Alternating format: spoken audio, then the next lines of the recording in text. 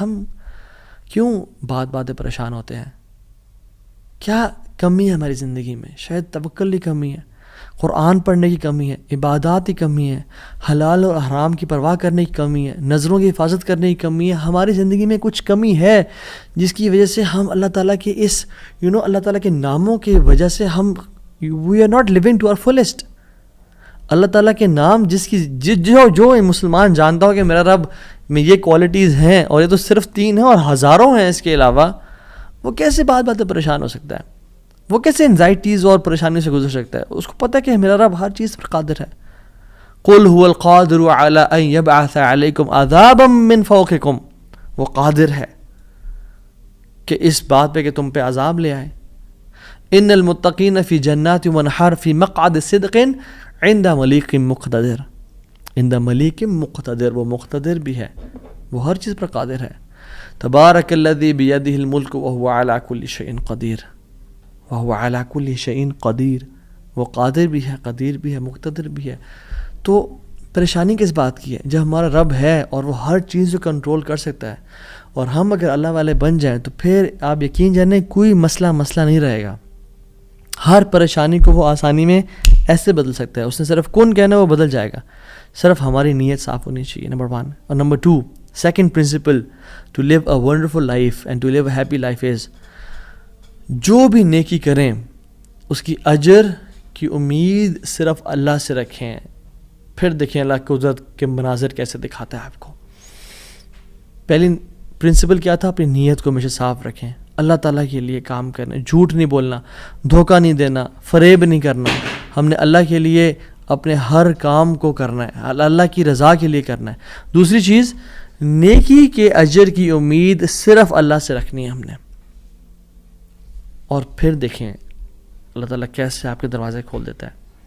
ایک میں آپ کو سچا واقعہ سناتا ہوں کہ اگر انسان اگر نیکی کرے نا کسی کے ساتھ، یا اللہ تعالیٰ کے سامنے نیکی کرے، تو لوگوں سے امیدیں رکھیں لوگ مجھے واہ کریں، بڑا نیک انسان ہے، بڑا دین کام کر رہا ہے، بڑا عبادت گزار ہے، یا بڑا نہ صرف اللہ سے امید رکھیں.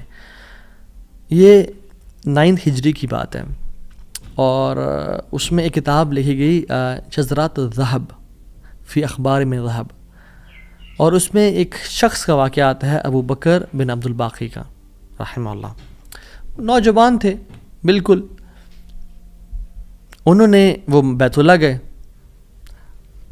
اور جب وہاں گئے تو انہوں نے اپنا سارا فریضہ سر انجام دیا. کچھ دن گزرے تو وہ ہی واز ناٹ ویری رچ. ان کا راشن جو تھا وہ ختم ہو گیا، اور جب راشن ختم ہوا تو بھوک اور پیاس کا عالم. مکہ کے ایک دن گلی میں جا رہے تھے تو ان کو نا ایک پیکٹ ملا. انہوں نے اس پیکٹ کو اٹھایا، تھوڑا ہیوی تھا وہ. انہوں نے کہا چلو میں کمرے میں جاتا ہوں اور دیکھتا ہوں کیا ہے اس میں. کمرے میں گئے تو ایک ایسا ہار تھا جو کہتے ہیں میں نے آج تک نہیں دیکھا تھا. It was very unique, it was very precious. کہتے ہیں کہ میں بڑا حیران ہوا یہ کس کا ہوگا.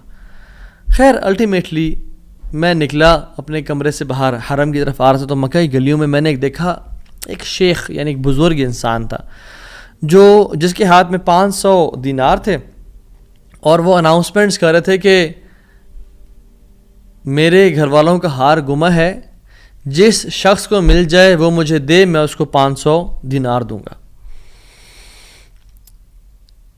ابو بکر رحمہ اللہ نے سوچا کہ میرے پاس تو پیسے نہیں ہیں، میرے پاس تو راشن نہیں ہے، میں تو بھوک پیاس کا عالم ہے، تو میں اس کو ہار دوں گا اور اسے پیسے لے لیتا ہوں. چلو دیکھتے ہیں. ان بزرگ کا ہاتھ پکڑا اور کہا میرے کمرے میں چلیں آپ میرے ساتھ. کمرے میں گئے تو کہا آپ سے 3 سوال ہیں.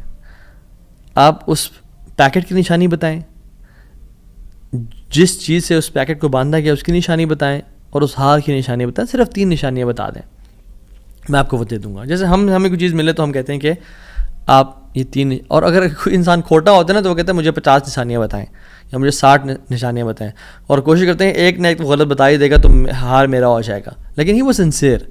انہوں نے کہا 3 نشانیاں. پیکٹ کیسا ہے، اس کو کس چیز سے باندھا گیا ہے، اور اس کا ہار کیسا ہے. تو انہوں نے کہا پیکٹ ریشم کا ہے. انہوں نے کہا بالکل ٹھیک ہے آپ نے. انہوں نے کہا کہ جو پیکٹ جس چیز سے پیکٹ کو باندھا گیا ہے وہ بھی ریشم کا دھاگا ہے. انہوں نے کہا بالکل ٹھیک ہے آپ نے. اور تیسرا چیز کا انہوں نے کہا اس میں 30 نگ لگے ہوئے ہیں اس ہار میں.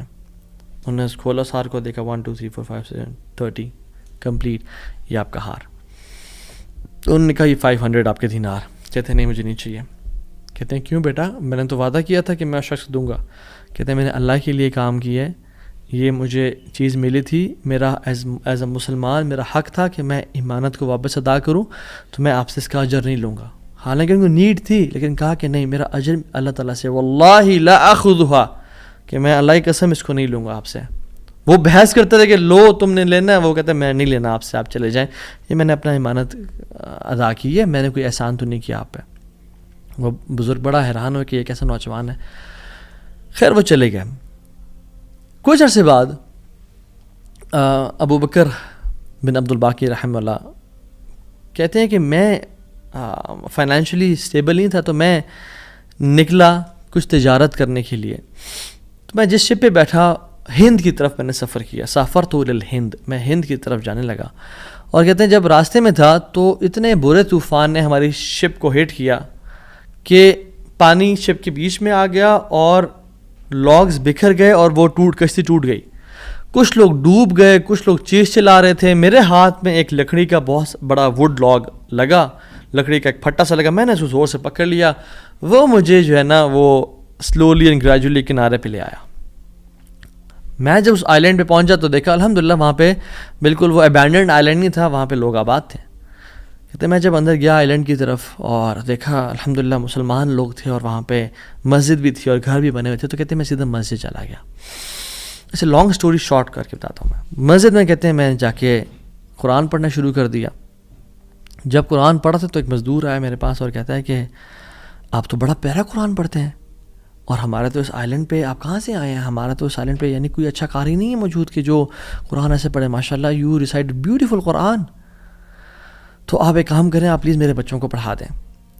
سلولی اینڈ گریجولی لوگ آتے گئے اور ان کو اپنے بچے پڑھاتے گئے, اور وہ ابو بکر رحمہ اللہ اس مسجد کے بڑے نوبل شخص بن گئے کہ لوگ ڈیمانڈ تھی بہت زیادہ, قرآن پڑھ کسی کو آتا نہیں تھا, تو انہوں نے اپنے بچوں کو لایا اور لوگ بھی پڑھنا شروع ہو گئے, اور ان کو اس مسجد کا ایک طرح سے لیڈر بنا دیا کہ آپ اس کو رن کریں. کچھ عرصے بعد جب ابو بکر رحمہ اللہ کہتے ہیں میں ابھی جاتا ہوں اس آئی لینڈ کو چھوڑ کے, مجھے نکلنا ہے یہاں سے, مجھے اپنے گھر کی طرف اور اپنے بزنس کی طرف واپس جانا ہے, تو مجھے اجازت دیں. تو ان لوگوں نے بڑا ان کو پش کیا اور کہا کہ نہیں آپ نہ جائیں, آپ کی آنے کی وجہ سے ہمارے پورے آئی لینڈ میں قرآن کی تعلیم پھیل رہی ہے, you such a noble and wonderful gentleman, آپ پلیز یہیں پہ رکیں. تو انہوں نے کہا کہ نہیں بھائی میری لائف ہے, میں نے شادی بھی کرنی ہے اور سب کو. کہتے ہیں ہم آپ کو یہاں پہ رہائش دیں گے, ہم آپ کو یہاں پہ شادی کرائیں گے آپ کی, آپ یہاں پہ رکیں. تو انہوں نے کہا چلو ٹھیک ہے, اگر میرا معاش کا سلسلہ چل پڑتا ہے قرآن کو پڑھا کے اور باقی کام شام کر کے اور مجھے گھر اور بیوی مل جاتی ہے تو I can think to live here. انہوں نے ان کی شادی کر دی ایک عورت سے, اور کہا کہ یتیم لڑکی ہے اس سے آپ کی ہم شادی کرتے ہیں. ہے تو وہ یتیم لیکن ہے بڑی مالدار وہ, کیونکہ اس کا باپ جو تھا وہ بڑا رچ انسان تھا. انہوں نے کہا ٹھیک ہے. جب ان کا نکاح ہوا اور اس لڑکی کے پاس جب آ کے بیٹھے, یعنی جو فرسٹ نائٹ, جب اس لڑکی کو دیکھا اور اس کے گلے پہ نظر پڑی تو وہ حیران ہو گئے. یہ دیکھے کہ جو مکہ کی گلیوں میں ان کو جو ایک نیکلیس ملا تھا وہ اس لڑکی نے اپنے گلے میں پہنا ہوا ہے. وہ بڑے حیران اور پریشان ہو گئے.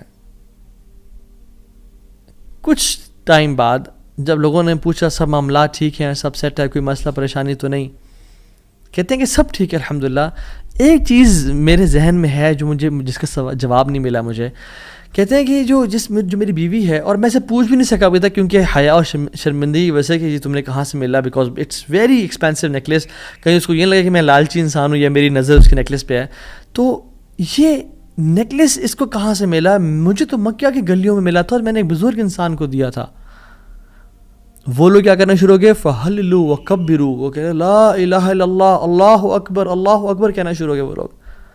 اور کہتے ہیں کہ تم وہ نوجوان ہو. کہتے ہیں کہ اس کا باپ جو اس علاقے کا ایک بڑا انسان تھا, وہ ہمارے پورے اس علاقے میں ایک کہانی سنایا کرتا تھا کہ ایک شخص مجھے ملا, اس شخص سے زیادہ نیک انسان میں نے آج تک نہیں دیکھا, اس سے زیادہ امانت دار شخص میں نے آج تک نہیں دیکھا. وہ ہمیں ایک لڑکے کی کہانی سنایا کرتا تھا کہ ایسے سے اس کو نیکلیس ملا, اس نے مجھ سے پیسے نہیں لیے اور مجھے وہ اتنا قیمتی ہار واپس دے دیا. اور وہ باپ اللہ کا نہیں گولی, وہ دعا کیا کرتا کہ یا رب میری بیٹی کی شادی اس بندے سے کروا دے یا رب جس نے مجھے وہ ہار ڈھونڈ کے دیا تھا. اور آج آپ یہاں پہ آ گئے, اللہ تعالیٰ کیسے آپ کو یہاں پہ لے کے آیا. اور وہ بڑا حیران ہوئے کہ سبحان اللہ کس طرح سے انہوں نے ہار اللہ کے لیے دیا اور اس کا اجر صرف اللہ سے کی امید رکھی, اور اللہ تعالیٰ نے کہاں کہاں سے لا کے ان کو یہاں پہ ان کی شادی کروائی اور ان کی لائف کو سیٹل کیا, اور ہار بھی ان کو واپس لوٹا دیا. اور سبحان اللہ انہوں نے کتنے دینار کو دھتکارا تھا اور ریجیکٹ کیا تھا, 500 دینار کو. کہتے ہیں کہ مجھے ایک ٹائم میں لائف کے ہمیں ضرورت پڑی ہسبینڈ وائف کو, تو ہم نے کہا کہ اس ہار کو بیچ دیتے ہیں. جب اس ہار کو ہم نے بیچا تو اس کے 5 لاکھ دینار ہمیں ملے, 5 لاکھ دینار اس کو ملے. یعنی سبحان اللہ 500 کو انکار کیا اور اللہ تعالیٰ نے 5 لاکھ دینار واپس کر دیے. ہار بھی دے دیا, ہار والی بھی دے دی, سیٹل بھی کر دیا لائف کو. ان اللہ علی کل شیء قدیر, اللہ تعالیٰ ہر چیز پر قادر ہے, اس کے لیے کچھ مشکل نہیں ہے میرے بھائی اور میری بہنوں. آپ کی لائف میں پریشانیاں ہیں, مشکلات ہیں, زندگی تنگ ہے, آپ اللہ کو اس کے ناموں سے پکاریں, آپ اپنی نیت ٹھیک کریں, آپ اپنے اجر کا سوال لوگوں سے نہ کریں, صرف اللہ سے امید رکھیں, پھر دیکھیں آپ کی زندگی کس طرح سے آسان ہوتی ہے. یہ پھر قاضی بن گئے, قاضی ابو بکر بن عبد الباقی رحمہ اللہ, and he became a very famous person in the history. ان کے ساتھ جو اللہ تعالیٰ نے واقعہ کیا, اللہ تعالیٰ آج بھی وہی رب ہے, آج بھی وہ اپنے رحمت خزانے کھول سکتا ہے اور قدرت کی دریا بہا سکتا ہے, اور ہماری زندگی میں ہماری جو مشکلات ہیں, پریشانی ہیں, وہ دور کر سکتا ہے. بس ہم نے کرنا کیا ہے, ہم نے گناہوں سے بچنا ہے, ہم نے نیت صاف کرنی ہے, ہم نے حرام سے بچنا ہے. میں آپ کو مثال دوں, تیسرا جو پرنسپل ہے وہ یہ ہے کہ حرام نکلنے سے بچیں. پہلا پرنسپل نیت کو صاف کر لیں. دوسرا پرنسپل اللہ کی رضا کے لیے سارا عمل کریں, اللہ کو خوش کرنے کے لیے تمام اپنے اعمال کو رکھیں اور صرف اس سے اجر کی امید رکھیں.